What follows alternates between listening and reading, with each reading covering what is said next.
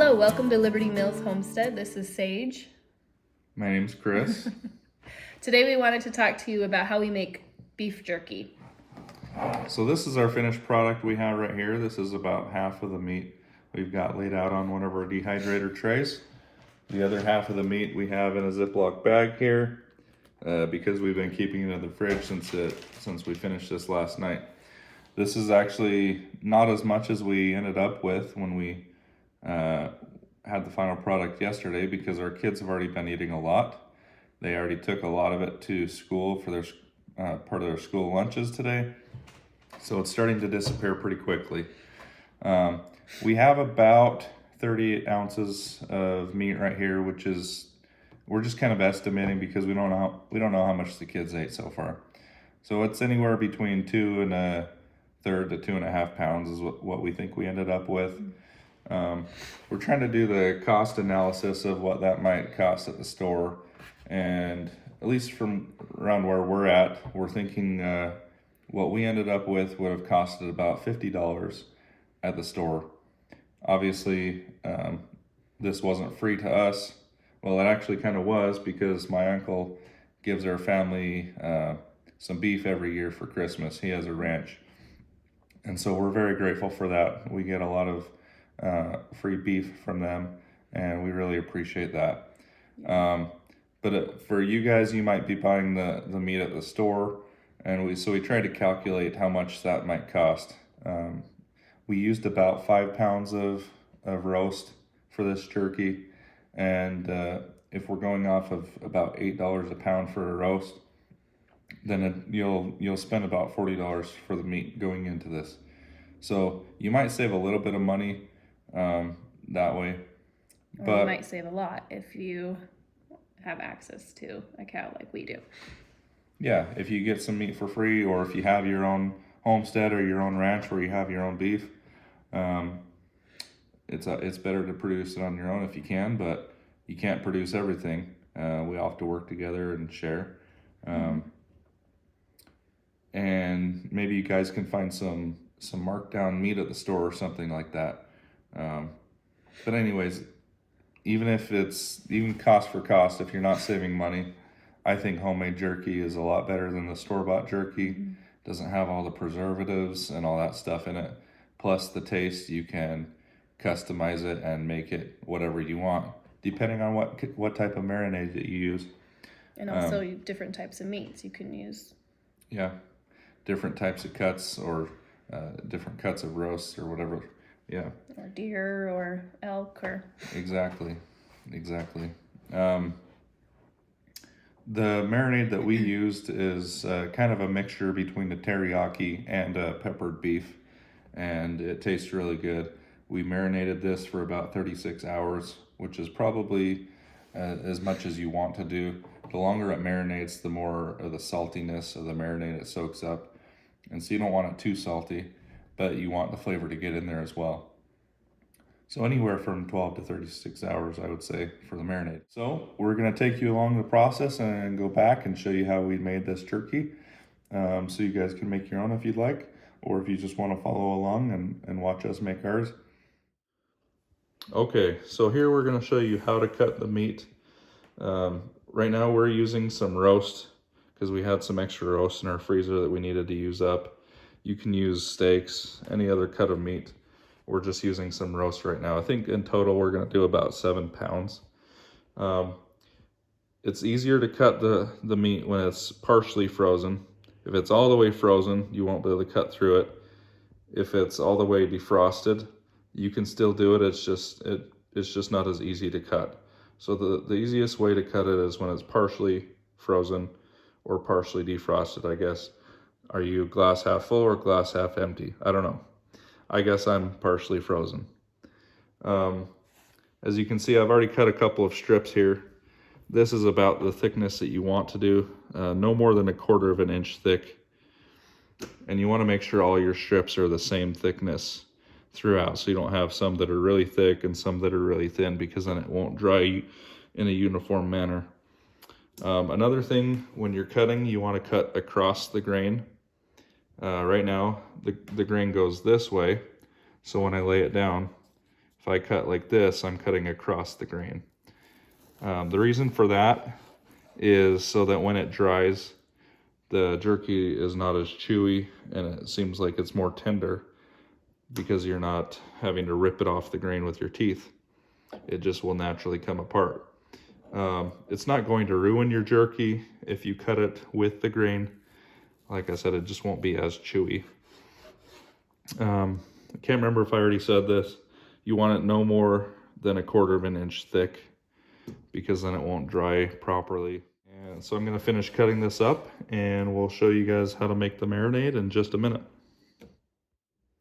Okay, so now we've got all of our meat cut up. Actually, not all of it. One of the roasts ended up having a bone in it that we didn't realize initially. And so we only used about half of that roast because it was going to be too hard to cut around the bone. So we actually have that other roast in a crock pot right now. We're going to cook that up and eat that for dinner tomorrow night. And then one thing I did forget to mention was that you want to try and cut off any fatty pieces from the meat. So we did have some scraps that we threw in with the roast as well that we're cooking up. So right here we've got the finished, not the finished product, but the steak is all cut up. Now I'm going to show you how to make the marinade. So it's really important to marinate your meat if you're going to make some jerky, to give it some flavor and tenderize it a little bit. The marinade that I'm going to use, I had 2 recipes online that I liked, and I took some ingredients from one and some from another and kind of combined them to make my own recipe. So I'll just read that to you real quick and then I'll go through and mix it up. So it's going to be 2 cups of brown sugar, 3 cups of soy sauce, about 1.5 cups of Worcestershire sauce. We don't have that much right now, so I'm just going to use what we do have.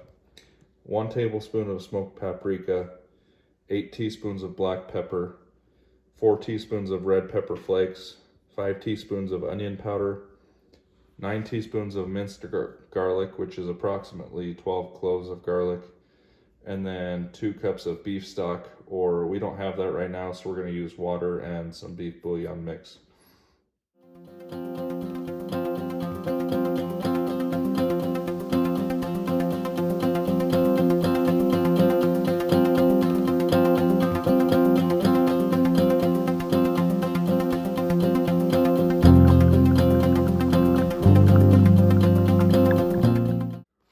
One thing that you can add to the marinade that I'm not going to because we don't have it is some curing salt. The jerky will be just fine without it. You'll just have to keep it in the refrigerator once it's dried. If you add the curing salt, then supposedly the jerky is shelf stable and you don't have to keep it in the fridge. But I would still recommend doing that anyways, just because it'll last longer.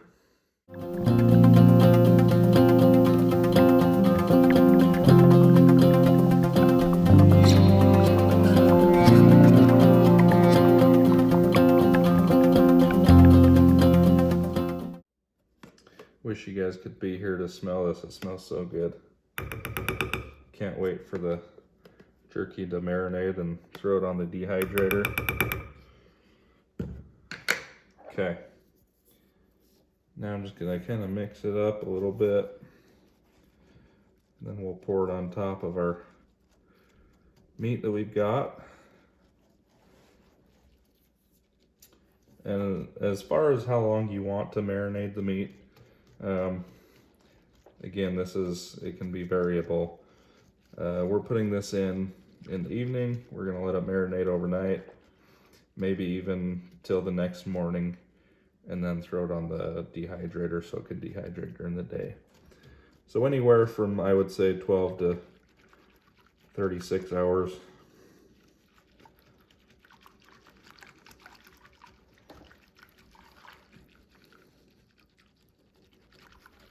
If you guys want to try this, I'll put the recipe for this marinade in the description.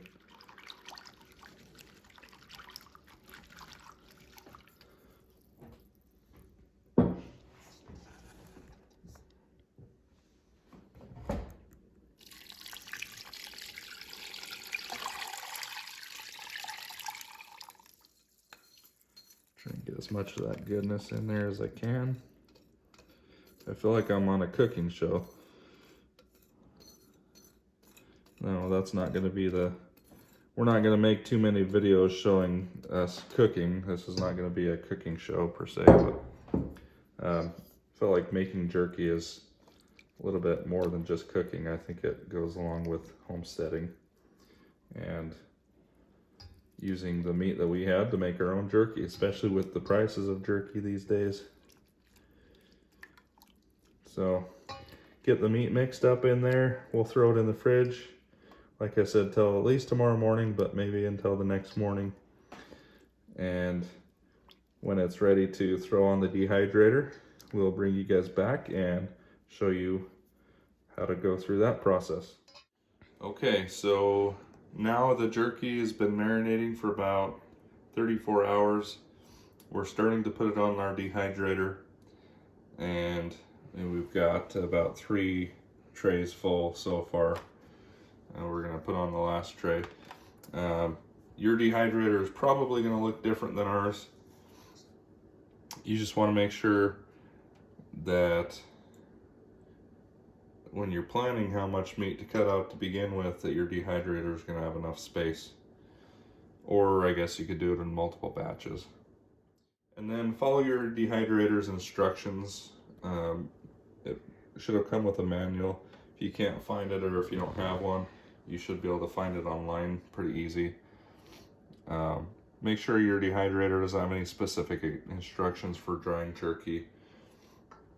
You'll need to refer to that anyways on how long to dry the meat. So each dehydrator is going to be a little bit different. Some of them, I think you can adjust the temperature settings and different things like that. Ours is pretty simple. You can't adjust anything, you just plug it in and turn it on. And when we were looking at the manual for our jerky, it said it dries anywhere from like 4 to 13 hours, which is a pretty big window. So what we're gonna do is when we get this all filled up and turned on, we will run it for a couple of hours, rotate the trays to make sure it's drying evenly, and then once we hit that 4-hour mark, we will check it to see if it's done. And if we need more time, we'll just keep going hour by hour from there. To check and see if it's done, you can touch it to see how dry it is. You can just look at it. If it's still pretty wet, you can tell. You don't want any dampness on the jerky. If it's still damp, still wet, then it's not ready, and you want to keep drying. You can also dab it with a paper towel to see if any moisture comes off.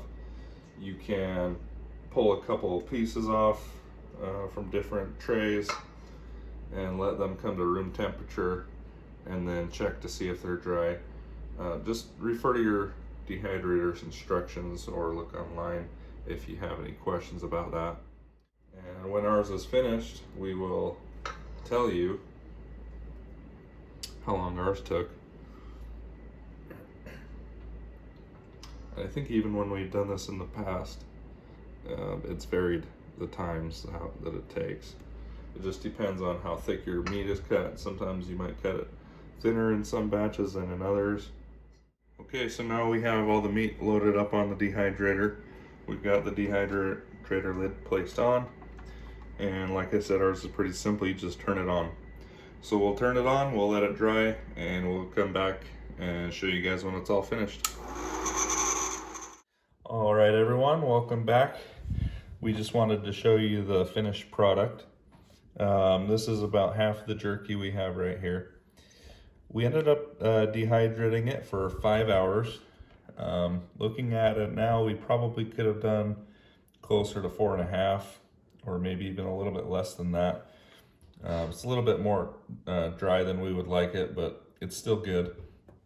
They say that when it's done, you don't want it to be wet, which it's sticky right now because of the marinade. That's just how it is, but they say when you bend it, you don't want it to break, and as you can see, it breaks a little bit, but it's still tender, still good.